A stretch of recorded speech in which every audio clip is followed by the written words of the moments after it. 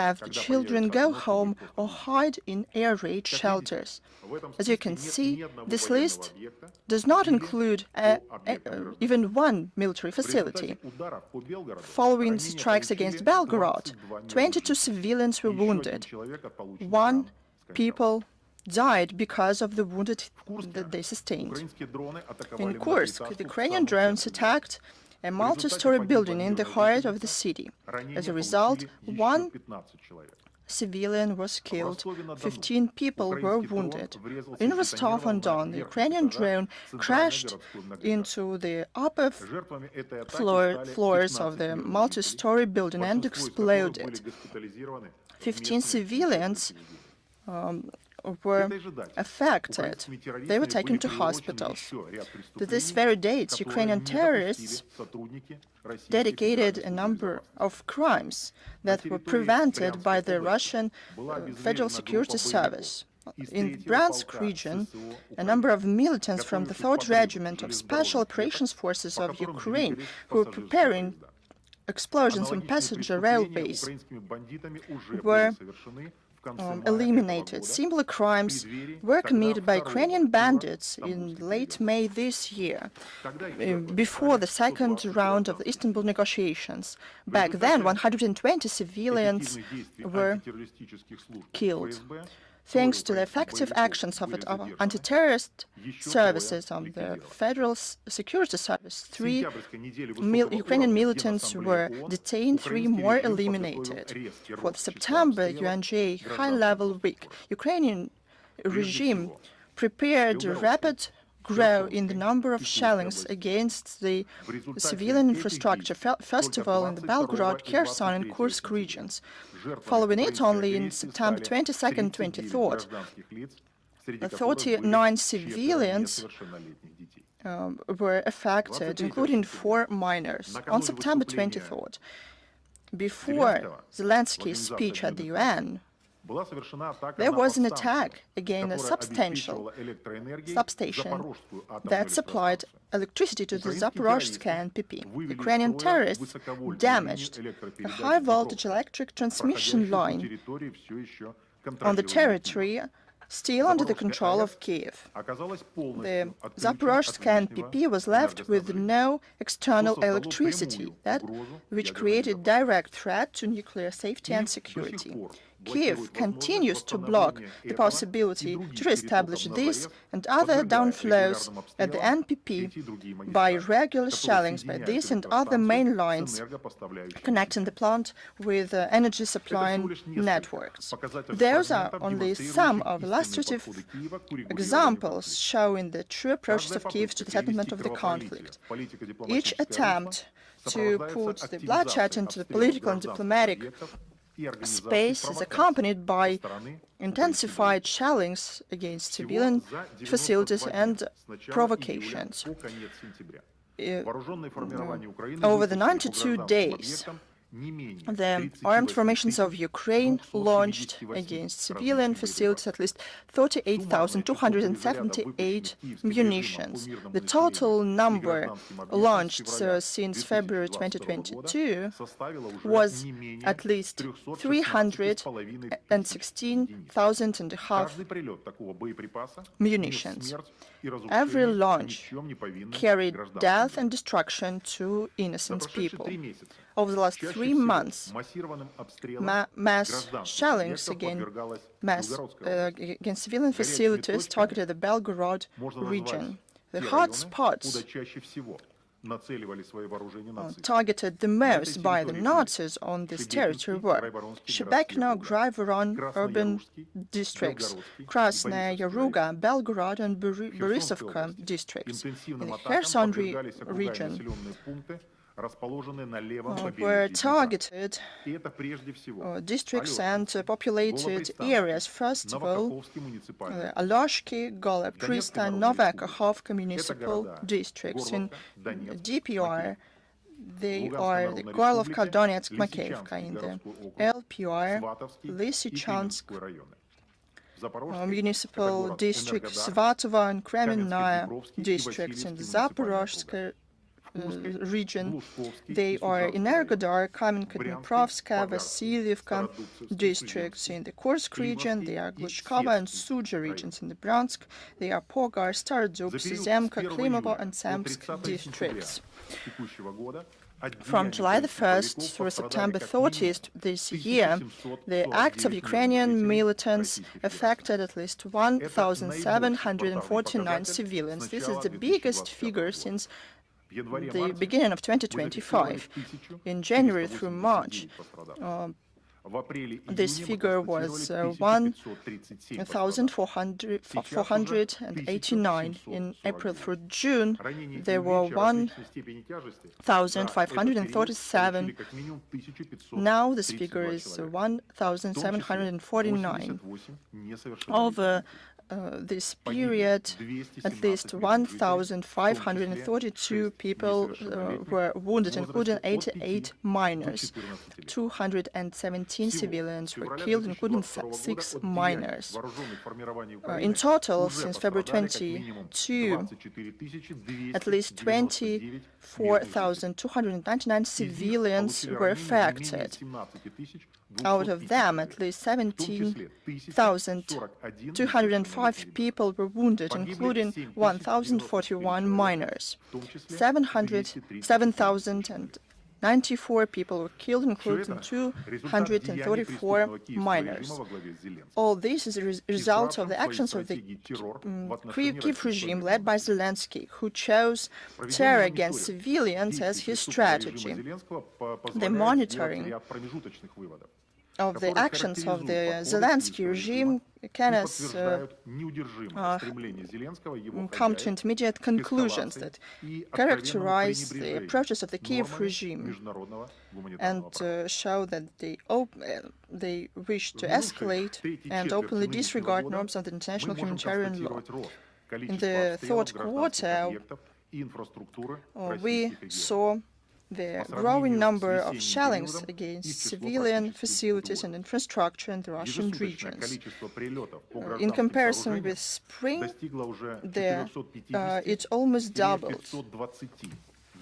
The number of strikes a day against civilian buildings reached 450 to 520 over the last 3 months. The number of civilians affected increased by almost 200. Today, we can say with full confidence that strikes of AUVs is the main weapons of Ukrainian militants. In 3 months, the victims of drone attacks numbered in 1,200 civilians. I'll tell you stories of only some people.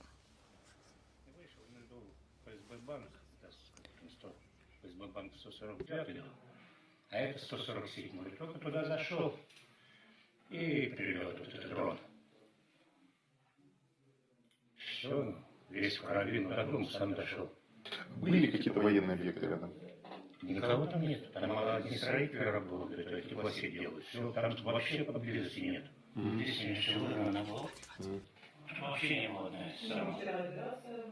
сухожилия не было, там нет ничего. Посмотрим, сколько там паролей. Где-то этого. Ну, сначала он на нашу хату скид. Но я спала, он его разговаривал.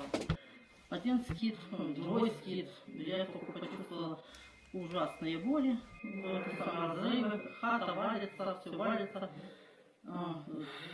Разорвала мне ногу, другую отбила, почти что тут осколки, все, я еле выжила. С улицы Первомайской выскочил дрон и полетел по улице Светлой. Пролетел мимо нас, развернулся. Успел только от машины несколько метров отойти. Смотрю, он завис над нами и начал. Ну, еще пару шагов сделал, и все. Перелом, лопатки. Дрон пролетів, Андрюша кричить, стрибуємо. Ми їхали на мотоблокі. Я з того з воздуха стрибую, а він з-за руля. Ну він успів упасти в канаву там, а мені кричить, лягай, лягай. Цей дрон вже розвертається і за нами. Тут уже я не пам'ятаю, де він гепнув, що він до мене підбіг. Я кажу, тут в мене кров тече, тут це влада тече. Дрон где-то висел, где-то караулил, что когда начнутся работы на подстанции, тогда по персоналу будет нанесен удар. Ну, как бы слава богу, что я оказался один, а все остальные люди были на значительном расстоянии. И пострадал только я. Прилеты летательных аппаратов на подстанцию, ну, через день это точно. Ну, это система. Этот энергообъект, украинцы понимают, что это за энергообъект, и систематически ведут за наблюдение и наносят удар. Это непосредственные свидетельства людей, These are testimonies of people who became victims from Ukrainian drones. Top 2 armament in terms of the number of people killed and wounded is long-range MLRS. In most cases, it is the American HIMARS system. Kiev, despite the ever-growing gray area from which Russian soldiers drove out Ukrainian militants, uses, as they say, long range to reach civilians and civil facilities deeper in the rear and that were not destroyed by the war. They don't care about underpopulated Avdiivka, Artomovsk, Kurahovo. They strike against areas far from their line of contact, Donetsk, Makeivka, Volnovakha. Today we see that in the recent months, Ukrainian militants more and more frequently, in their aspiration to kill and maim as people as possible, resort to the use of inhumane types of armaments. Bodies of the wounded civilians contain fragments that are cannot be identified by X-ray. Nazis put them into munitions. They purposefully use drones to flame liquids in drones. On the roads and in courtyards, locals stumble upon these mines disguised as household items. They used to kill and maim civilians. In the summer harvest time, Ukrainian militants used attacked agricultural equipment. In the aspiration to leave the Russian regions without harvest and food, Ukrainian militants attacked more than 100 agricultural vehicles, including combine harvesters, trucks, and cargo transport vehicles. There is another type of crime. Kiev tries hard to shift the blame to Russia for them, but it ends up exposed. Over this period, Ukraine at least 19 times attempted to strike 3 Russian NPPs. They are the Zaporozhska, Kursk, and Smolensk NPPs. Over the last 2 weeks in October, added 1 more NPP, subject to the acts of nuclear terrorism from Kiev. This is the Novovoronezhsk NPP. It was attacked by a Ukrainian drone against the cooling tower of Power Unit 6. Let me remind you circumstances and consequences of some types of the most high-profile crimes committed by Ukrainian Nazis. They will receive neither amnesty nor forgiveness for these perpetrations. From July to September 2025, 88 minors were affected by Ukrainian militants. 82 of them were injured, 6 died. The youngest child was only 6 months old. Another fact that I want to cite that proves that the AFU is made up of monsters for whom nothing is sacred, who is devoid of any humanity. They cannot think clearly, and their consciousness allows them to deliberately kill children. Over this period, Ukrainian drone strikes injured 61 children. Ukrainian drone operators saw defenseless children in front of them, but they didn't divert the drones. They did not refuse to launch a deadly attack. They just were killing the children of their enemy. August 12th, in Gorlovka, Ukrainian drone dropped ammunition on a children's playground in a typical backyard of a multi-story residential building. 4 kids were injured, 2 girls and 2 boys, aged from 10 to 12. They were all hospitalized with shrapnel wounds in a children's medical facility. On July 8th, at the height of the beach season, a Ukrainian strike drone attacked the Kursk city beach. At that time, dozens of civilians were there.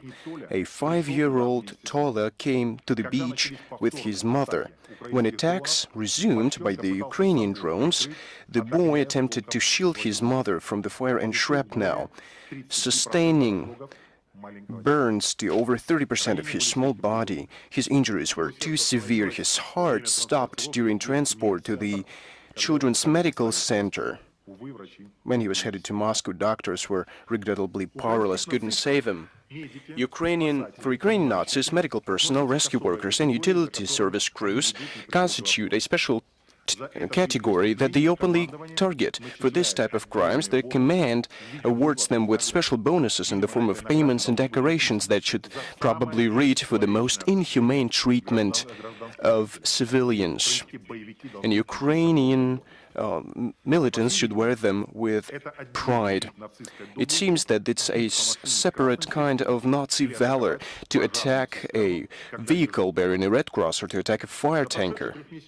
Over the last 3 months, 55 emergency service workers have been affected. They were all rushing to provide assistance fulfilling their professional and human duty. For this lethal mission, they deserve the highest commendation and award, whereas Ukrainian thugs deserve a harsh punishment in accordance with international norms. Over this period, 24 emergency workers have been injured and maimed.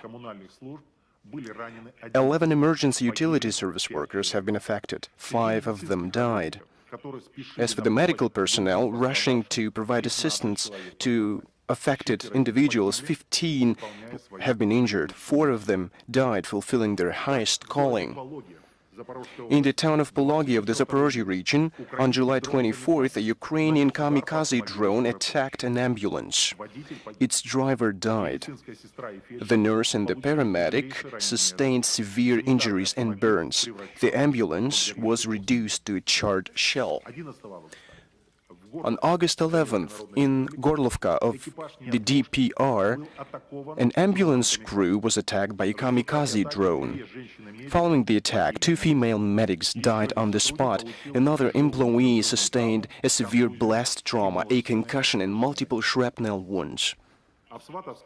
In the Swatovo municipal district of the LPR, as the result of the Ukrainian FPV drone strike, 4 employees of the Swatovo water utility died on the spot. A Ukrainian drone attacked a service vehicle equipped with all appropriate markings. It was headed to the site of water supply restoration work in a residential building that had previously been attacked by these same Ukrainian formations. Now over to the particularly heinous methods of killing and inflicting injuries on civilians. One should talk here about a whole series of findings of our military experts following the liberation of the Kursk region. It was there where representatives of the signatory country to the Inhumane Weapons Convention, namely Ukraine, planted booby traps and surprise devices which are banned by the norms of the international law. Prior to their withdrawal, they left in residential buildings, in household garden plots, within household appliances, and in plain sight, hundreds of mines and explosive devices camouflaged as household appliances, toys, and banknotes. Thus, in the settlements of Kautschuk in the Kursk region, Nazis planted an explosive device camouflaged as a book in a library. And nearly a kilogram of explosive was concealed inside a gutted book volume. One wrong move and the reader would have been torn to bloody shreds, together with the library. Proceedings have been initiated, and investigating bodies are hard at work. Military units know the culprits. Their fate is unenviable, and it doesn't matter how much time it takes for us to find them. Retribution is inevitable. First and foremost, we believe that all the aforementioned crimes of the Ukrainian Nazis have been committed against the Russian population and the territories in the Russian jurisdiction. Consequently, they should face Russian judicial authorities. In the last 3 months, the Investigative Committee of Russia has initiated 632 new criminal cases with regard to Ukrainian war criminals. Now, investigative actions are being conducted. In total, since February 2022, Russian courts, on the basis of the investigations in 483 criminal cases, have delivered guilty verdict with regard to 622 persons. From July 3rd to September 30th, this year, the investigation has been concluded in 35 criminal cases with regard to 35 Ukrainian monsters, but officially they are called servicemen. Now the investigation is underway. We want to note an important detail that we have been warning about for a long time. All the data is of preliminary nature.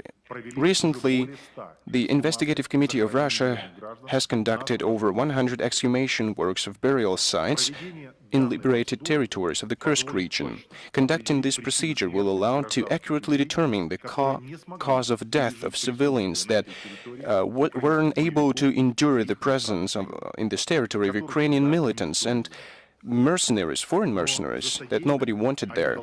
But they would have to face the court for what they have done on the basis of the proven facts. In closing, I'd like to say that the data given to us is an official confirmation that Kiev has systematized the commission of crimes trying to achieve its criminal goals.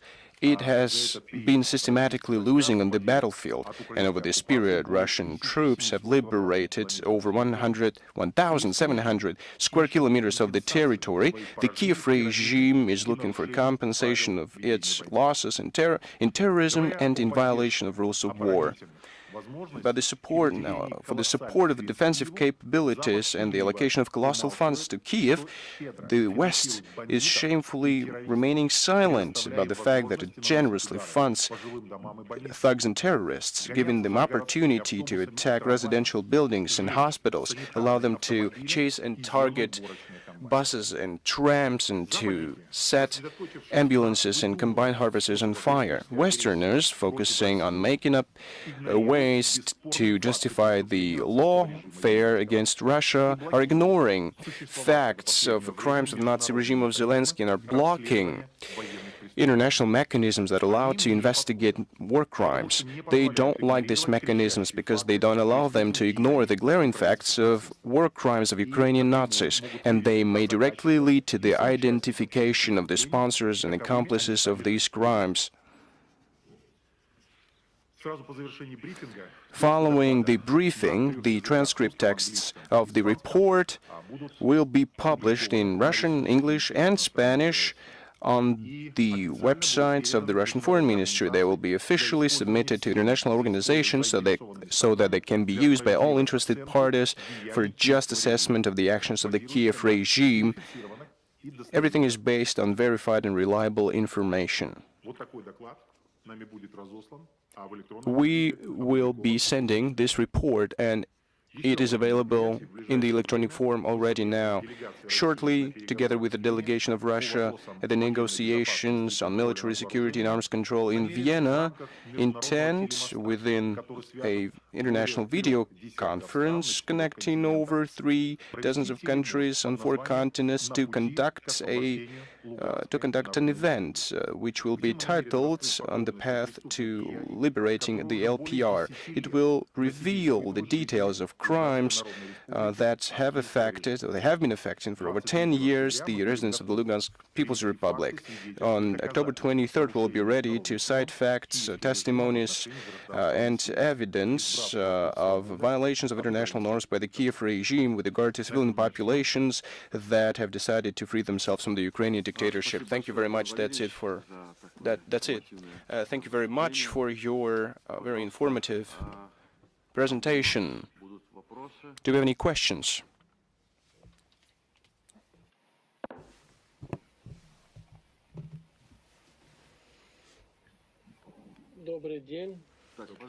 Good afternoon.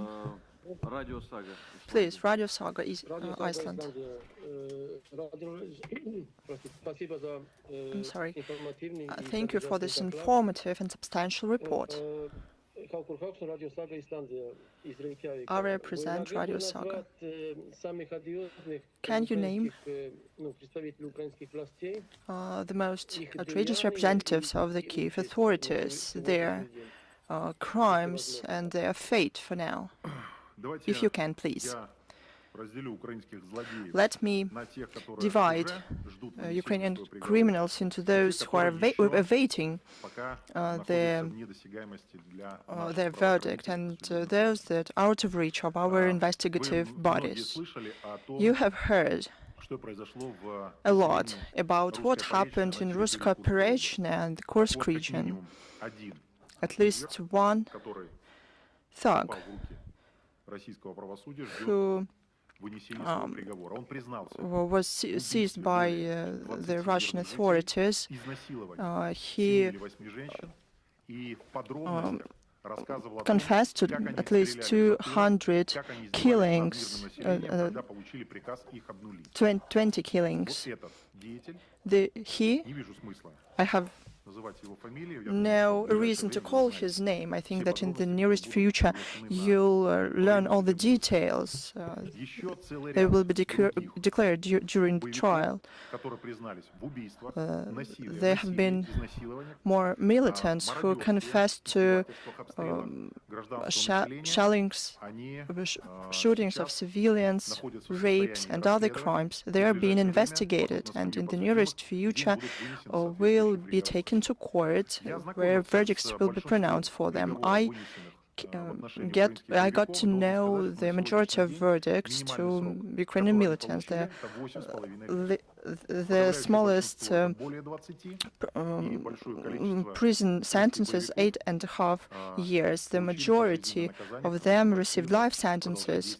Russia has moratorium on death penalty. Those who we cannot reach for now. First of all, we mean the top officials in Ukraine. They openly said that they planned, coordinated and organized terror attacks. They include the leader of the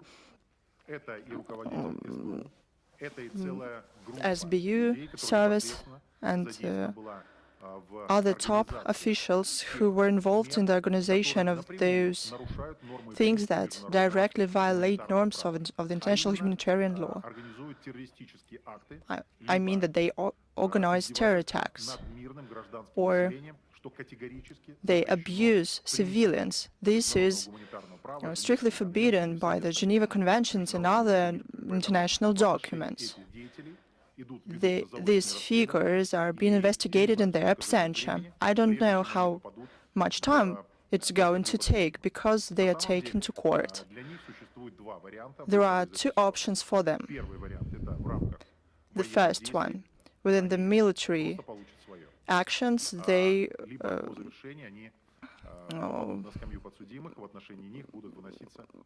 will have their fate defined. The second option is the court. Probably there will be some other option how to give them sentences. To enumerate hundreds of militants, coordinators, and people who ordered and defined the policy of Ukraine against civilians is futile. Those responsible for this act is the Zelensky regime with his inner circle. He gave orders to use all the range of terror methods against civilians. This is strictly forbidden by humanitarian law. Thank you for this information. Российское военное обозрение. If I'm not mistaken, you'd like to ask a question. Good afternoon, my name is Ekaterina. Can you tell us, please, what's the humanitarian situation in the Zaporozhye NPP for now? Does the IAEA facilitate the protection of the NPP from Ukrainian shellings? The situation is as following. I said that recently at least 4 NPPs were subject to acts of nuclear terrorism from the Kiev regime. Drones are used against them, and if I'm talking about the Zaporozhye NPP, the Kiev regime uses other types of weapons.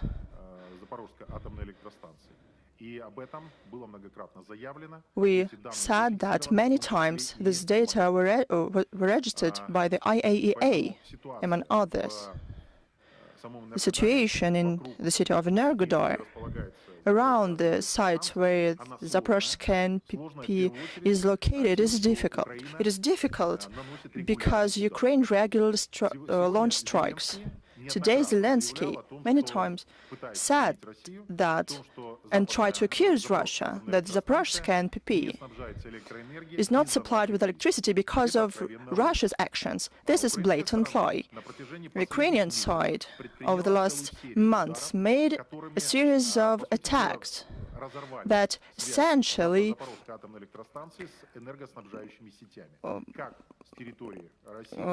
left the NPP without electricity supply. They permanently shell these zones and prevent all the possibilities to rebuild them, to renew the supplies. So the situation in the NPP is caused by Ukraine.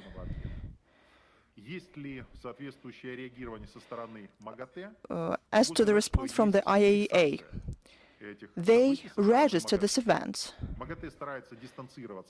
They try to distance themselves, as they say, from the policy. They don't declare who is to blame in the shellings of the Zaporozhye NPP. But we understand very well that Mr. Grossi and those IAEA experts on the NPP see and understand this, but they lack political will to declare who launched strikes against the NPP and who is to blame for the situation. This is one of the major NPPs. Thank you. Thank you very much. Please, Tavria TV company. Good afternoon, Mr. Miroshnik. Tavria TV and radio company. We receive a lot of information from the right bank of Dnieper about the deteriorating situation in the Kherson. It is occupied. Do you receive information about the crimes there for further for future court cases when it is fully liberated? Thank you. Thank you for following the developments on that bank of Ukraine that is, for now, is under control of Ukraine. We do have data about the crimes. We receive them from reconnaissance, from those who do distance monitoring. And thanks to the media too, and some We also receive data from civilians about what is going on there. But unfortunately, to provide these international materials to the international organization cannot do it alone, because we are not there. We cannot confirm all this with facts, photos, videos, and testimonies of people who live there. These people are being persecuted. The situation is very difficult there. It is caused, first of all, by the fact that the Ukrainian formations literally cleanse and hunt people who, in their opinion, show positive treatment to Russia or show the negative treatment towards the Ukrainian authorities. For now, I would deem it more sensible to address international organizations who declare that they are there from the Ukrainian side. They monitor the situation. The International Red Cross and other human rights organizations, but they do not criticize the Ukrainian side in terms of access to various territories. According to the information that you and we have, it is necessary so that these organizations take note of the situation with civilians in Kherson and adjacent territories, in the territory that we call the right bank of Dnieper. The situation is catastrophic there because of the actions of the Nazi formations, the special services, and various units who abuse civilians there. The presence of the international organizations there would play a very important role if they have political courage for that. Thank you.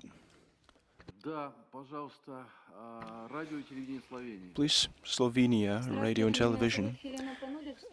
My name is Elena Panudish.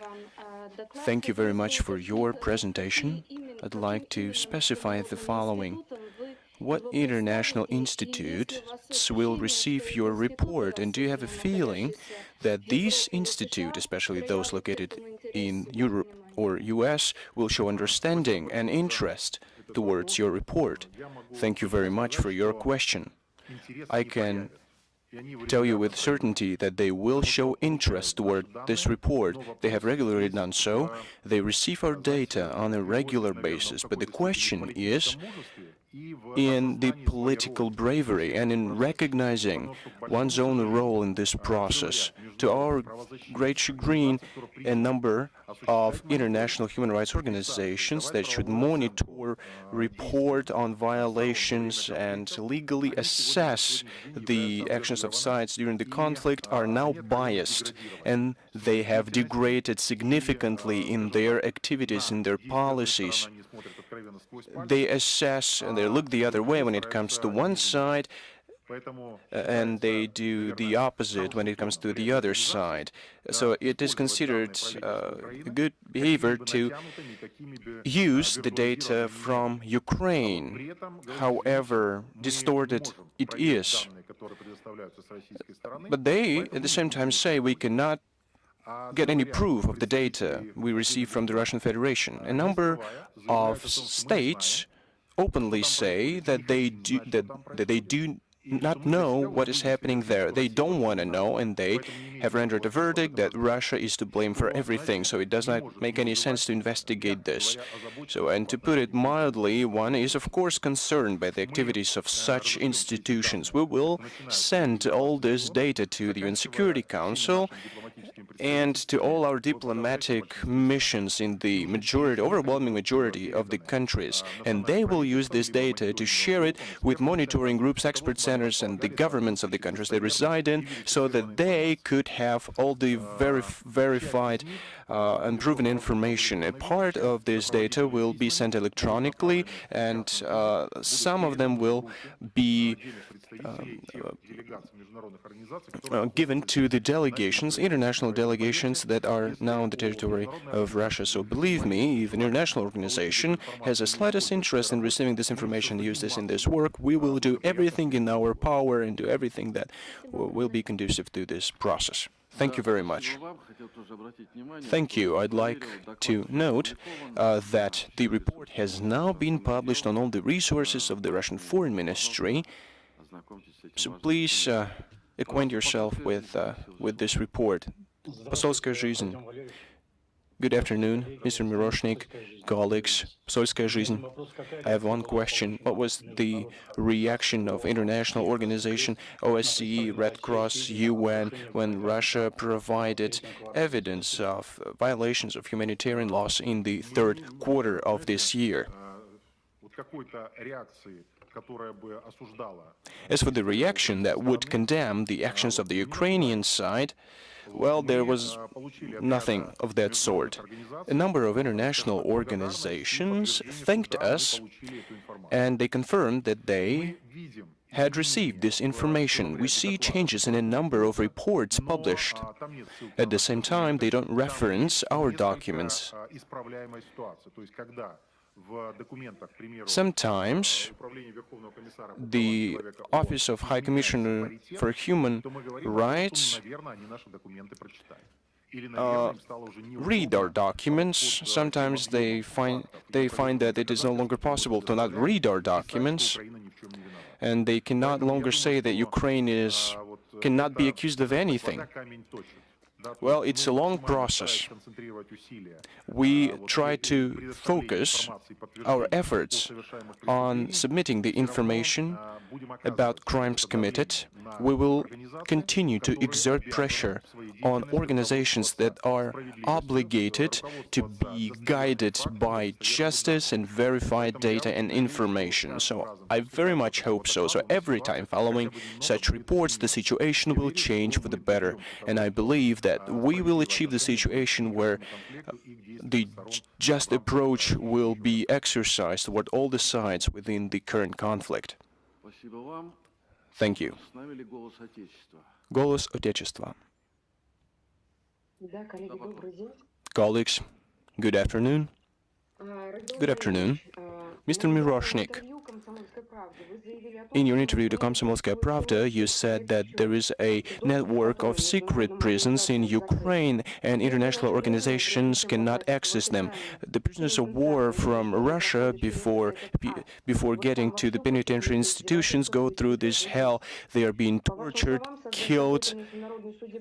In your opinion, a tribunal or court cannot be established in the near future. It should be approved by the UN Security Council, and three Western countries sit on this council that support Ukraine, and they have a veto right. A number of human rights organizations are being controlled by crime sponsors, and a number of this are just doing propaganda, and they bark this way that they're being told to. But this problem should, however, be solved. So what options can you propose?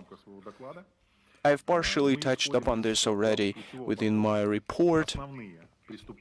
Major crimes perpetrated by the Kiev regime and their political leadership, commanders, militants that are given criminal orders are being committed in Russia, and it is under the jurisdiction of Russian judicial bodies. As of today, we know for certain that over 7,000 criminal cases have been initiated with regard to crimes perpetrated by Ukrainian militants. In my report, I have mentioned that according to the Russian Investigative Committee, 632 militants received their sentences, 8.5 years in prison up to life sentences in prison. So we hope to get the results from the law enforcement bodies and the judicial bodies of Russia, because these are crimes perpetrated against Russian citizens on their Russian territory. This system is effective, and it will continue to work effectively.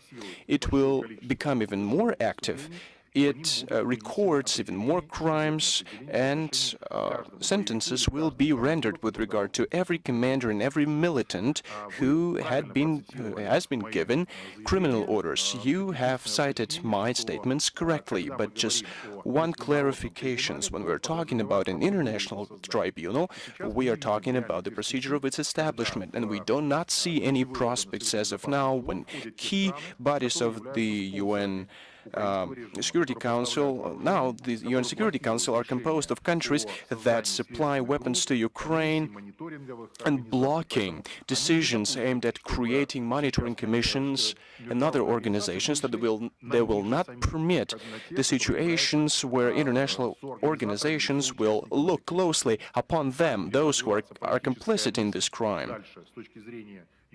How will the political thought be evolved in terms of the judicial procedure with regard to those who has committed this crime?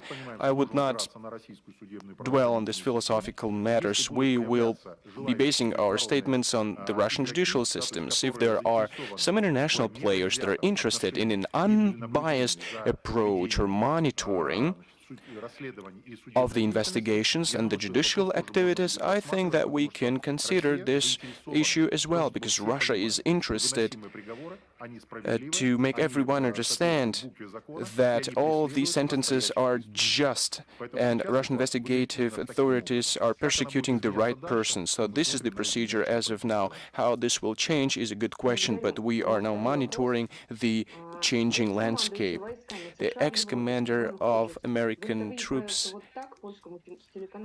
in Europe said to a Polish channel, if NATO had been better prepared, follow and warned Russia that it would give everything to Ukraine, the situation would have been different. There were years that they could be used for the betterment of the situations. What would you think? How long would the alliance be able to supply supply Ukraine with everything it needs? Well, I think this representative should not interpret the situation the way he wants. I think that he should be basing his statements on reality. And NATO has been very active in organizing the conflict and the bloodshed in Ukraine, and it all started not in 2022 on February 24th. Prior to that, NATO had been fueling Ukraine with weapons and had been preparing thug formations on this territory, had been supplying them with weapons so that they could create a threat to the Russian Federation. That's why Mr. Hodges can familiarize himself with facts that he is not aware of. Maybe he deliberately ignores these facts. He also needs to know that the way out of the situation is the following. As soon as NATO and Western sponsors of Ukraine cease to sponsor Ukraine and supplying it with weapons, the conflict will peter out within months, if not weeks. So if these representatives feel sorry about the Ukrainian populations that are dying on a daily basis, they could opt for the easiest way. As for now, meanwhile, they're playing their own games and trying to whitewash their own deeds and trying to find a scapegoat for what is happening. In Ukraine, NATO has created this threat, and it's one of the root causes of the conflict that we have now. NATO violated its obligations that were reached in the 1980s. They said they would not even move an inch forward towards Russia. It has all been violated. We have seen 7 waves of troops approaching Russia. Ukraine has been fueled with formations, weapons. So who is to blame for the situation that we have now? Well, that's a rhetorical question. Thank you very much. Are there any more questions? Yes, please. Pakistan TV. Good afternoon. Before asking the question, I would like to extend my sincere condolences following the Ivan Zuev's death. He was killed because of a drone attack. He was a very courageous man, and he was respected among his colleagues and other journalists. Mr. Miroshnik, I'd like to ask you, how different the new facts of the Kiev regime reported in the third quarter of 2025 from the data of the previous period? Thank you. Thank you, especially for mentioning Ivan Zuev, who was killed yesterday from a Ukrainian drone. I think that it was a targeted crime. It was committed by the Ukrainian militants. It's no secret to us that the Ukrainian political leadership,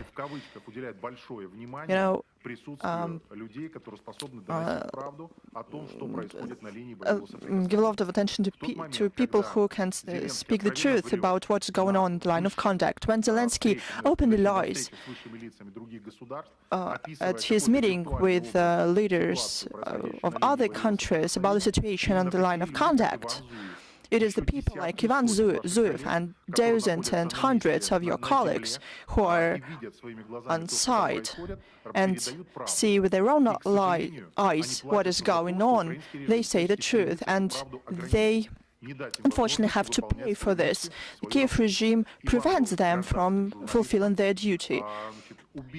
Ivan was a very good journalist, and his killing is a military crime, and it is the Kiev regime to blame for this. Both those who ordered this and who executed it will collect data about what happened and will send them to the international bodies so they assess legal terms of this case. I have to say that a lot of information and documents that were sent to international organizations who aspire to protect journalists and human rights activists see differently at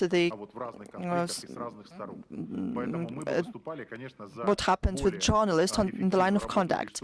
We would like these structures to be more effective, and we'll do everything we can so they have facts and proof to deal with it. Thank you for the question. Oh, I'm sorry. I would like to follow up on this. In part, I answered that. This report presents conclusions. We see growth in the number of people affected in the second quarters.